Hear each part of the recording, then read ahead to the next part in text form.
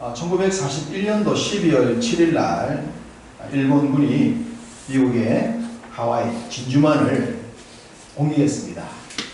당시 미국의 대통령은 프랭클린 루즈벨트 대통령이었죠. 루즈벨트 대통령은 당시 일본이 하와이를 공격할 것이라는 정보를 가지고 알고 있었답니다. 그는 그 정보를 해군 사령부에 알리지 아니하고 은폐했다고 그래요. 당시 미국의 우방이었던 영국이나 네덜란드, 오스트레일리아, 페루, 소련, 심지어 한국에서까지 일본이 미국을 공격할 것입니다 라는 얘기들을 하면서 경고를 했다 그럽니다. 뿐만 아니라 그 당시 미국의 모든 첩보기관들이 일본이 주고받는 암호들을 도청을 해서 해독하지 않은 상태였다 그럽니다. 일본의 분위기를 알았다는 거죠. 그런데도 진주만이 폭격당한 것을 막지를 못했습니다. 이유가 무엇일까? 미국의 정보국에 소속되어 있는 아주 저명한 역사가로 알려진 프로테트라는 분이 이렇게 얘기를 했어요. 당시 미국이 공격을 당한 것은 미국 정보국의 실패도 아니었고 그들이 가지고 있던 수많은 이 정보를 무시했던 것도 아니었다. 당시 미국이 일본의 공격을 받을 수밖에 없었던 것은 상상력의 실패였다라고 했습니다.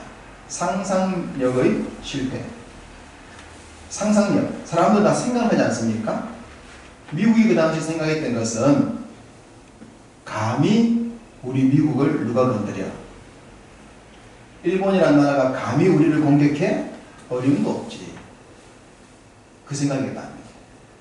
그래서 일본이 움직이고 있는 모든 움직임이 전쟁을 하려는 상황이었음에도 불구하고 미국은 저들이 우리를 공격할 것은 어림도 없어 라고 하는 그들의 실제 상황을 사실로 받아들이지 않았다는 겁니다.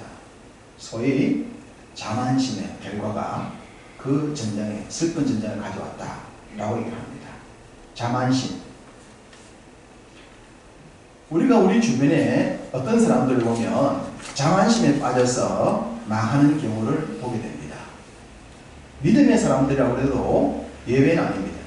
자만심, 즉 교만. 이런 생각들은 결국 인생을 패망으로 끌어갑니다. 오늘 말씀드릴 이 오바다서의 핵심 내용은 에서의 후손이 에돔 족속에 대한 이야기입니다. 에서 그리고 그의 후손인 에돔 족속, 그들의 멸망에 대한 이야기를 하고 있습니다. 그럼 왜 에서 그 후손인 에돔이 망했느냐라고 말한다면 동일한 자만심의 결과가 아니겠는가라고 봅니다. 이들은 분명 장자였습니다. 장자였기 때문에 장자인 우리를, 장자 족속인 우리를 부모님이 외면하지 않을 거야. 우리에게 장자의 혈통을 신 하나님이 우리를 무시하지 않을 거야. 어쨌든 우리가 장자인데 동생이 아무리 뛰어나더라도 형을 앞서면 안 되지. 어떤 일이 있더라도 우리가 형인 우리가 동생보다 더 나아야 돼 라는 우월주의, 교만주의, 자만심에 빠져 있었던 민족이 에돔 민족이라고 볼 수 있습니다. 그래서 이 에돔 민족이 장자의 혈통을 가졌음에도 불구하고 결국은 하나님의 심판의 대상이 될 수밖에 없었다. 그 내용을 오바다서가 말씀하고 있습니다. 소선지서를 말씀드리고 있는데 소선지서를 또 이어서 말씀드리기 때문에 누가 누구에게 말씀을 전했는가라는 내용 한 번 더 정리를 해두면 도움이 될 것 같습니다. 소선지서가 총 12권이라고 말씀을 드렸는데 그 12권 중에 대부분은 남유다를 향해서 말씀을 전한다 했어요. 그렇지만 북왕국 이스라엘에게 말씀을 전한 선지자가 2명이 있다고 했습니다. 누구라고 했죠?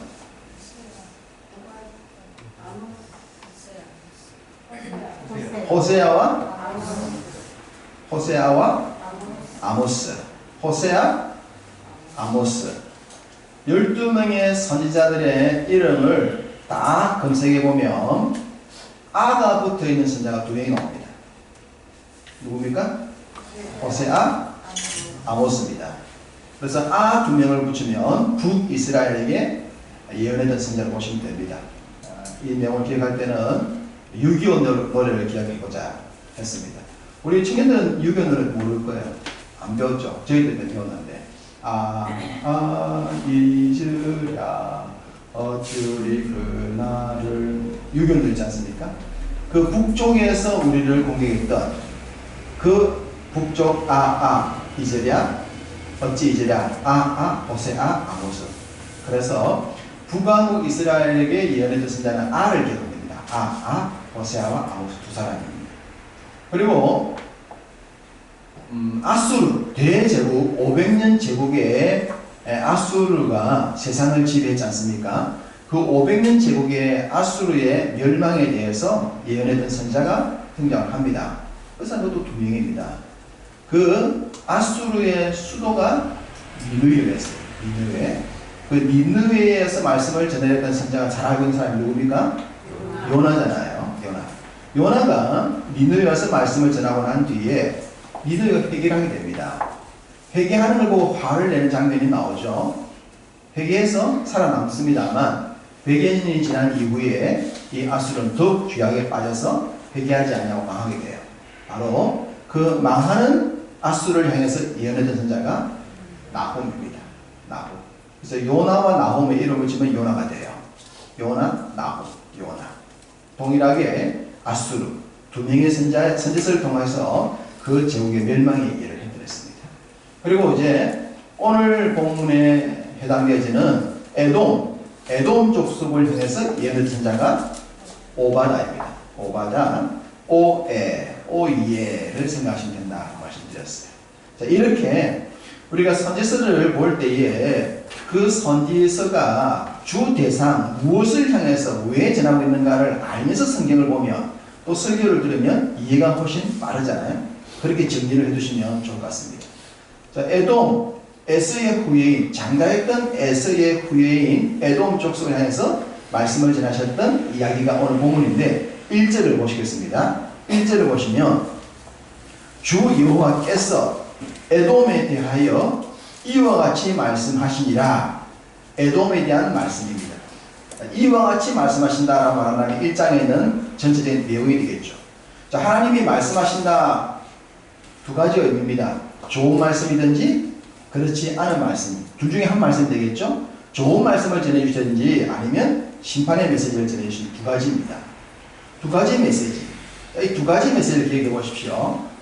방금도 말씀드렸듯이 아수르를 향해서 하나님이 2명의 선자를 보냈다고 했습니다. 요나를 보내시고 난 뒤에 100년 뒤에 다시 나홈을 보냈다고 했어요. 요나를 보냈을 때는 살리는 말씀입니다. 그런데 나홈을 보낼 때는 망하는 말씀을 전합니다. 너희들 망했다. 이 말씀을 전한 거예요. 하나님을 믿지 않았던 아수르라고 하는 그 제국의 얘기 속에서도 하나님이 역사에 개입하셔서 당신의 선지자들을 보내시면서 말씀을 주셨어요. 그렇다면 이스라엘과 형제 국가인 에돔을 향해서도 선지자들을 계속 보내고 말씀을 기록하는 것이 정상이어야 하지 않겠습니까? 그런데도 불구하고 소선지서에서 기록되고 있는 이 에돔을 향한 멸망의 메시지가 나홈 오바다서 하나밖에 없어요. 그럼 북이스라엘에게는 에돔에게는 먼저 기회를 주지 않았겠느냐? 기회를 주셨어요. 그 기회들을 볼 수 있는 게 남북 왕들의 얘기 속에서 많이 나옵니다. 북왕국과 남왕국의 역사 속에서 형제국가였던 에돔이나 또 형제국가인 암몬이나 모압을 향한 하나님의 메시지가 계속 나옵니다. 계속 주면서 형제국가와 싸우지 말아라. 형제국에 돌아서 기회를 주어라. 그리고 형제국가에게도 너희가 죄를 버리고 돌아와야 된다. 그 얘기를 왕들의 얘기 속에서 계속 전하셨습니다. 계속 전했지만 그 전한 얘기들을 이 형제국가에 해당했던 에돔이나 암몬이나 모압이 다 거절하고 무시하고 말아요. 그래서 결국 그들의 최후 망하는 얘기를 기록해주고 있는데 오늘 본문에 오가다는 바로 그 에돔의 멸망에 대한 이야기입니다. 하나님이 이 멸망에 대한 얘기를 할 때 이렇게 말합니다. 자, 10절을 보십시오. 에돔의 멸망의 이유 중에 하나가 10절을 보시면 내가 내 형제 야곱에게 행한 포악으로 말미암아 부끄러움을 당하고 영원히 멸절되리라. 내 형제 야곱, 바로 이스라엘 남유다죠. 이스라엘 백성들에게 이들이 포악했어요. 형제 국가였는데 동생 국가였던, 동생이라 생각되지는 이 이스라엘에게 에돔은 늘 포악했습니다. 전쟁하기를 좋아했던 거예요. 자, 여러분 기억하십니까? 하나님이 출애굽을 시키신 이후에 가장 빠른 길인 해변길로 인도하지 아니하시고 사해바다 밑으로 돌아서 요단강 오른쪽으로 먼 길을 가게 하세요. 그럴 때에 사해바다 밑에서 제일 먼저 출애굽 이후 약속의 땅으로 나아가고 있는 이스라엘을 막았던 민족이 어디입니까? 에돔 아닙니까? 길만 지나가겠다 그랬어요. 형제 국가로서 예를 갖추면서 길만 지나가겠다 해도 그 길도 빌려주지 않았던 민족이 에돔입니다. 에돔은 계속적으로 내가 형인데 우리가 장자인데 그 장자의 어떤 일들을 동생이 하고 있는 것을 마땅치 않게 생각했고 그래서 오히려 포악을 행하는 방해꾼이 되고 맙니다. 끊임없이 이런 대적관계가 되는 거예요. 그러면서 이들은 거기서 머물지 않습니다. 아수르 제국을 넘어서서 바벨론이 세상을 새롭게 지배하면서 바벨론이 남아 정책을 펴지 않습니까? 결국은 북왕국을 멸망시켰던 이 아수르를 이어서 남왕국을 바벨론이 멸망시키는데 바벨론이 남유다를 정복하기 위해서 길을 내려올 때 그 길에 앞잡이 역할을 했던 나라가 에돔. 형제 국가를 멸망시키는 일에 막았었던 민족이 아니라 앞잡이 역할을 에돔이 합니다. 형제 국가. 이런 이들의 이 죄악을 하나님이 얼마나 괘씸하게 생각하셨겠어요.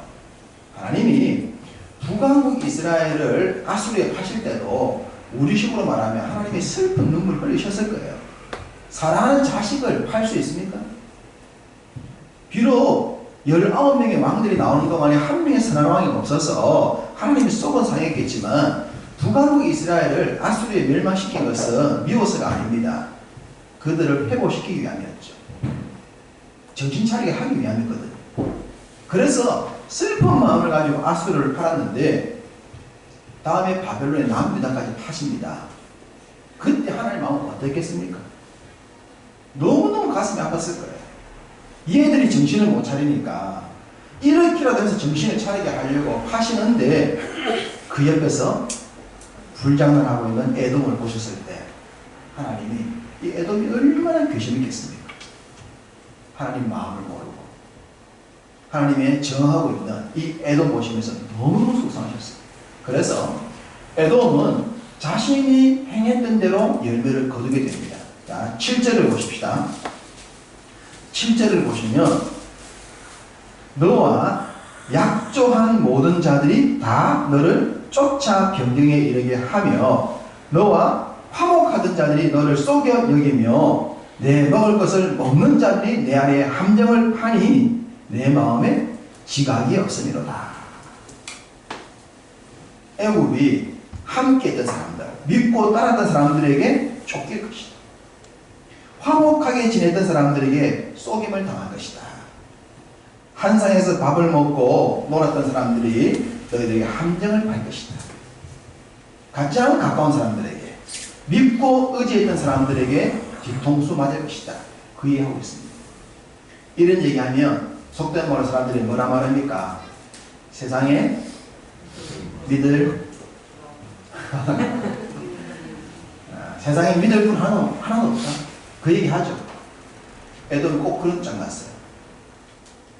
그들과 함께 했던, 친했던 모든 사람들이 다 원수가 되어버려요. 왜 그랬을까요?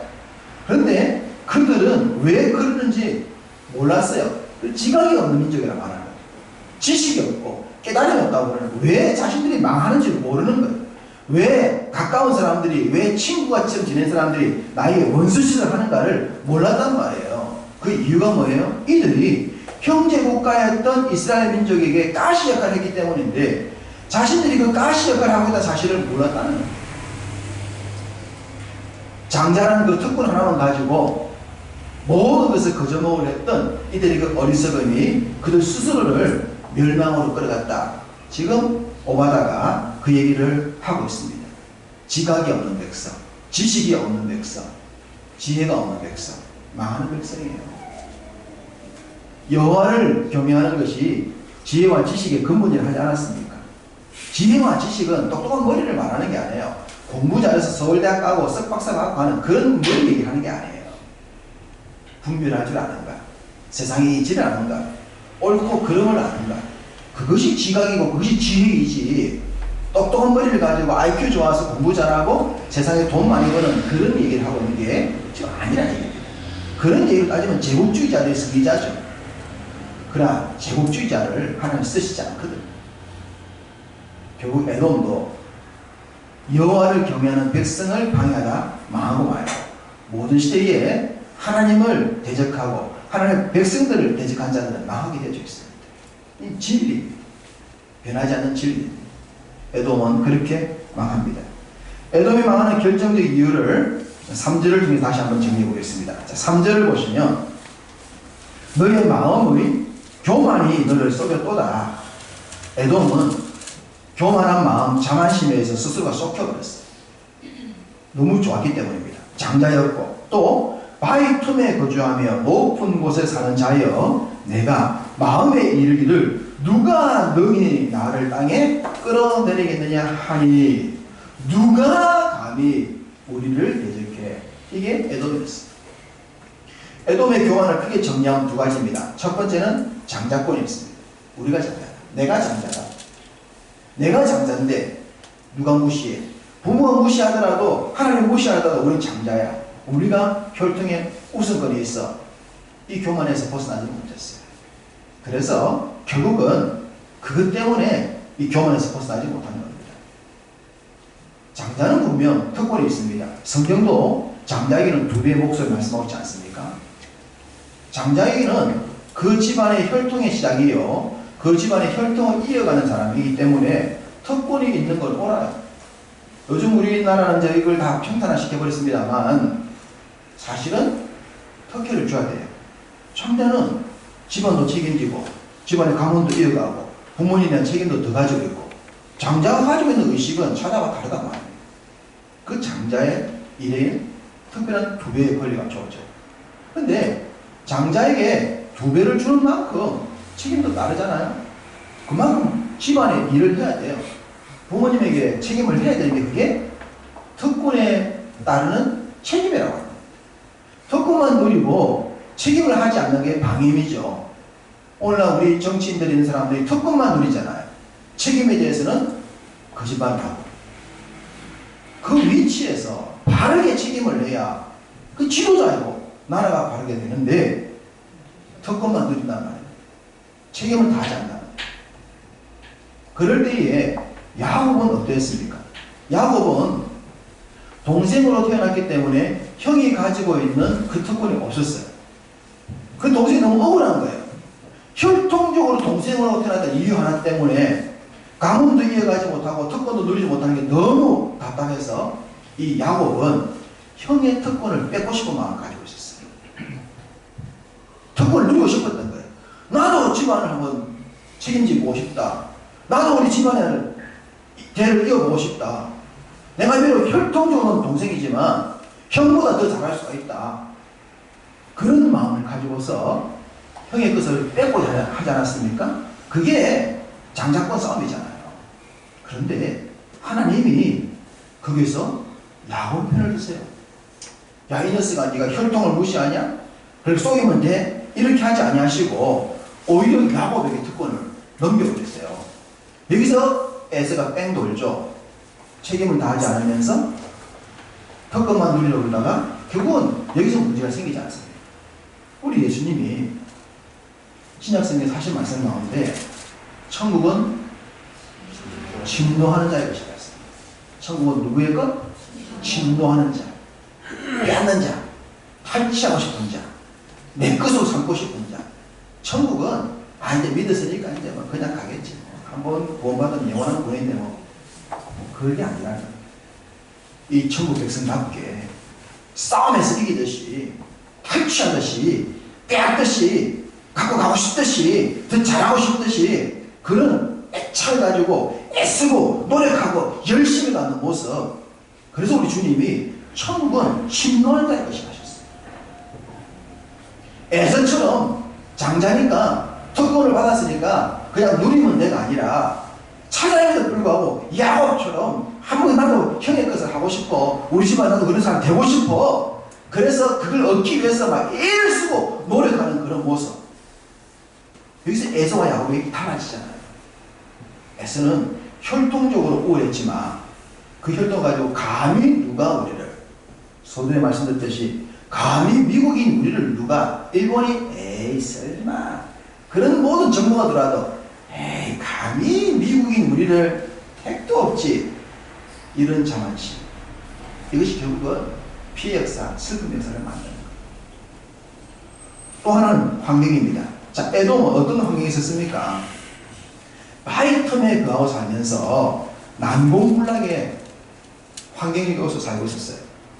이들이 살았던 이 지역을 지금 세계적인 관광지로는 페트라고 합니다. 페트라. 갔다 오신 분 계실 텐데요.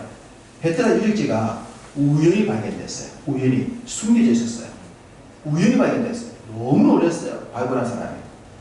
난공불락.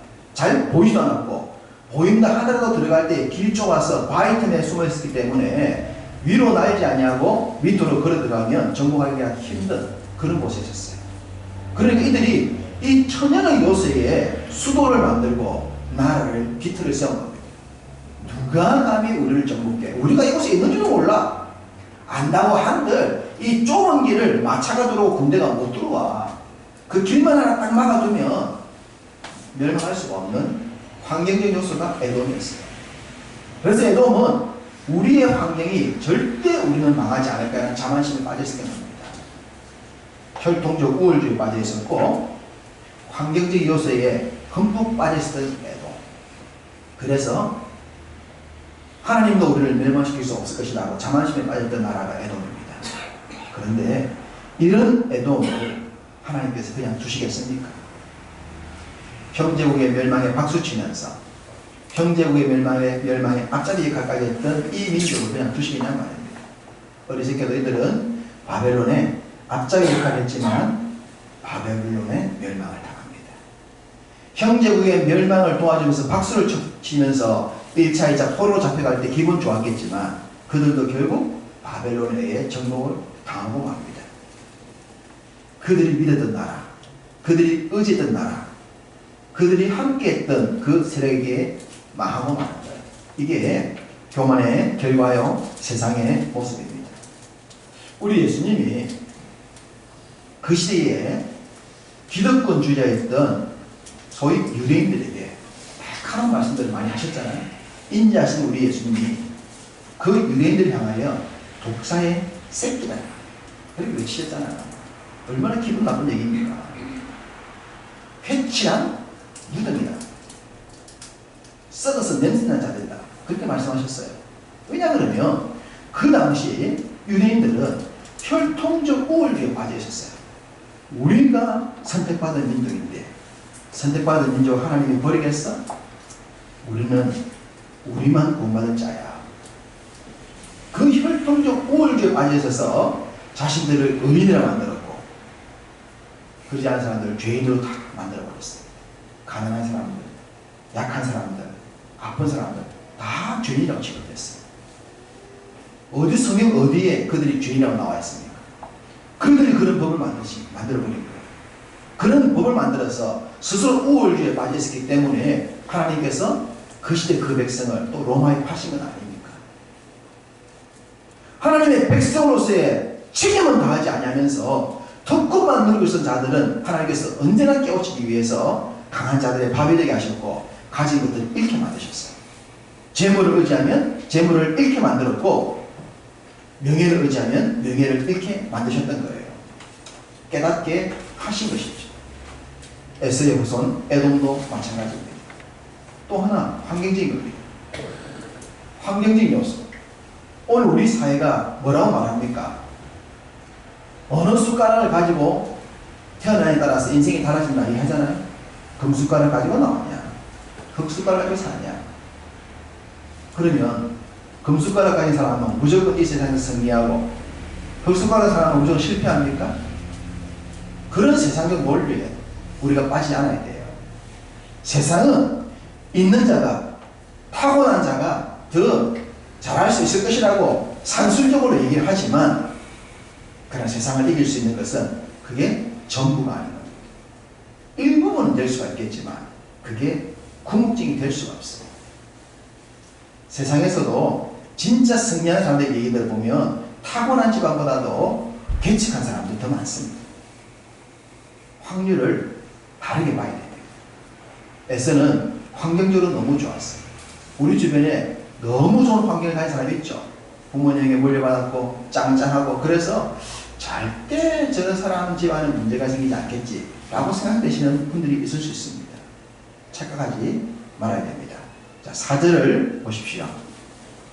4절, 내가 독수리처럼 높이 오르며 별 사이에 깃들일지라도 내가 그 위에서 너를 끌어내리리라. 여호와의 말씀입니다. 하나님 어떻게 하십니까? 끌어내리십니다. 끌어내리십니다. 아수르가 500년 제국을 이뤘어요. 그럼 500년, 나라를 500년인데 자기 나라를 500년 한 게 아니라 주변의 국가들을 다 지배해서 500년입니다. 망한다고 생각이 들겠습니까? 기업이 한 기업 가지는 것이 아니라 수십 개의 오리발처럼, 문어발처럼 이렇게 기업을 가지고 있는데 망하겠다 싶겠어요? 삼성이 쉽게 망하겠습니까? 애플이 쉽게 망하겠습니까? 그런 생각 하지 않습니까? 그런데 하나님이 끌어내리시면 500년 제국도 무너지고 바벨론 제국은 70년이었어요. 제국을 이루어도 하나님이 끌어내리시니 70년이 끝나더라고요. 하나님이 끌어내리십니다. 교만한 자, 주의 뜻을 따르지 않은 자만한 자, 그렇게 무너지게 되어 있습니다. 그래서 이 땅의 삶을 하나님께서 뭐라고 말씀하십니까? 장차 망할 성, 장망성이라고 하셨어요. 장망성이. 지금은 안 망했는데 결국 망하게 되어져 있다는 거예요. 이 땅의 모든 것은 다 그렇게 흔적도 없이 사라질 때가 옵니다. 그러나 망하지 않는 나라, 망하지 않는 장소, 오늘 성경은 시온산이라고 말합니다. 시온산. 자, 21절. 오바닷의 결론이 21절입니다. 21절 같이 읽어볼까요? 구원받은 자들이 시온산에 올라와서 에서의 산을 심판하리니 나라가 여호와께 속하리라. 할렐루야. 구원받은 자들이 시온산에 올랐습니다. 난공불락의 도서 장자의 권리를 가지는 에돔이 아닙니다. 오히려 에돔, 에서의 산을 심판할 것이다. 하나님의 백성들이 승리자가 될 것을 말씀하고 있습니다. 한 인생을 살아가면서 우리 인생에서 많은 굴곡들이 있지 않습니까? 그래서 우리 인생을 얘기할 때는 단거리가 아니라 42.195km를 달리는 마라톤과 같다라고 얘기합니다. 마라톤에서 30km 1등 달려서 상 주지 않습니다. 마라톤은 꼬린점이 중요합니다. 42.195km의 마지막 꼬린 지점을 어떻게 들어갈 것입니다. 그래서 진정한 마라톤은 1등이 상 받는 것이 아니라 꼬리나는 모든 사람에게 상을 주는 의미잖아요. 마지막까지 완주하는 완주가 중요합니다. 기록은 전문가와 우리가 차이 날 수 있습니다. 그러나 우리는 그들보다 늦더라도 그 마지막 꼬린 지점까지 들어가서 승리를 해야 됩니다. 하나님이 우리에게 그 마라톤의 믿음의 인생을 주신 거예요. 우리가 이 땅의 삶을 살다 보면 잘 될 수도 있겠지만 안 될 때도 있습니다. 힘들고 어려울 때가 있습니다. 이번에 집에서 화재가 나서 어린아이 두 아이가 지금 중독 상태에 빠져있는 뉴스를 보셨죠? 라면을 끓여 먹다가 집에 불이 나서 많은 얘기를 합니다. 그 어머니가 왜 애들 맡기는 시스템에 맞지 않느냐. 충분히 맡길 때가 있고 또 구청에서도 맡기라고 했답니다. 근데 안 맡겼대요. 여러 가지 이유가 있겠지만 그 어머니가 자신의 삶이 사람들에게 알려져 있기 때문에 자신의 삶을 부끄러워하면 그 인생에 자유가 없어요. 그 얘기를 하면서 우리 아이들에게 그랬습니다. 우리 삶에 정말 중요한 건 자존감입니다. 자존감이 좋아야 됩니다. 실패해도 가난해도 없어도 못 배워도 자존감이죠. 따뜻하게 그래 우리 집 뭐 그렇게 산다 왜? 우리 집 뭐 지하방에 산다고 뭐 어땠어? 나 중학교밖에 못 나왔는데 뭐 어땠어? 자존감이 좋아야 됩니다. 자존감이 높아야 돼요. 그래야 자신의 삶도 평화롭고 나와 함께하는 사람들에게도 스트레스를 안 줘요. 조건을 참 끼워 맞추려 하려는데 우리 인생은 때로 지하 단칸방에 내려갈 수 있어요. 영원히 단칸방일 수 없지 않습니까? 하나님은 언제 높은 빌딩의 주인이 갈 줄 모릅니다. 내가 많이 가지에 있더라도 자만하거나 교만하지 아니하고 없더라도 비굴하지 않는 자세에서 마지막 꼬리지점까지 하나님께서 나에게 맡기신 사명을 잘 부여잡고 신실하게 달려가야 될 줄로 믿습니다. 그럴 때 우리가 우리를 대적하고 우리를 짓누르는 에돔의 산 위에 서게 될 것이고 구원받은 자가 시온산에 서서 하나님을 찬양하듯 찬양하게 될 줄로 믿습니다. 여러분 남은 삶에 어떤 환경과 역경이라도 믿음을 이겨내셔서 그 위에 우뚝 쓰셔서 승리하시면서 하나님께 큰 영광 올려드리시기를 주님의 이름으로 축복합니다.